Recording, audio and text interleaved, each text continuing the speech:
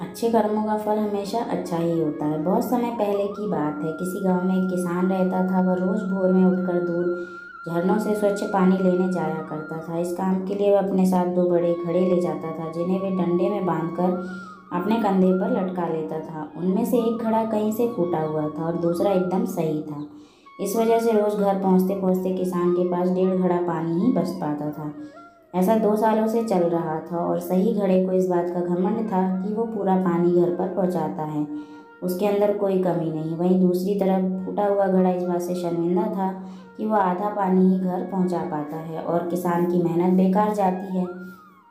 फूटा घड़ा ये सब सोचकर बहुत परेशान रहने लगा और एक दिन उससे रहा नहीं गया। उसने किसान से कहा, मैं खुद पर शर्मिंदा हूँ और आपसे क्षमा मांगता हूँ।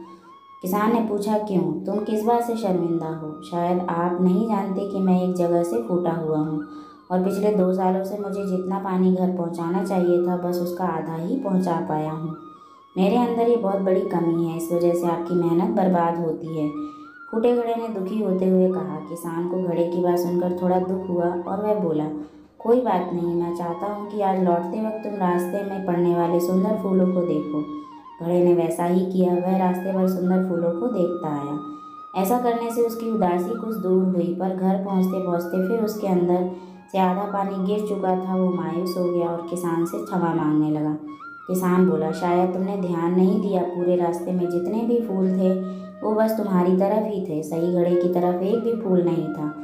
ऐसा इसीलिए क्योंकि मैं हमेशा से तुम्हारे अंदर की कमी को जानता था और मैंने इसका लाभ उठाया। मैंने तुम्हारे तरफ वाले रास्ते पर रंग बिरंगे फूलों के बीज बो दिए थे। तुम रोज़ थोड़ा थोड़ा कर कर उन्हें सींचते रहे और पूरे रास्ते में इतना खूबसूरत बना दिया। आज तुम्हारी वजह से ही मैं इन फूलों को भगवान को अर्पित कर पाता हूँ और अपना घर सुंदर बना पाता हूँ। तुम ही सोचो, अगर तुम जैसे हो वैसे नहीं होते तो भला क्या मैं ये सब कुछ कर पाता? दोस्तों, हम सभी के अंदर कोई ना कोई कमी होती है, पर यही कमियां हमें अनोखा बनाती हैं। उस किसान की इस तरह से हमें हर किसी को भी वैसे ही स्वीकारना चाहिए और अच्छाई की तरफ ध्यान देना चाहिए। और जब हम ऐसा करेंगे तब फूटा घड़ा भी अच्छे घड़े से मूल्यवान हो जाएगा। इसीलिए हमें कभी अपनी कमियों को नहीं, खूबियों की तरह ध्यान देना चाहिए। भगवान ने हर किसी में कुछ ना कुछ खूबी दी है, बस हमें उसे पहचानना है।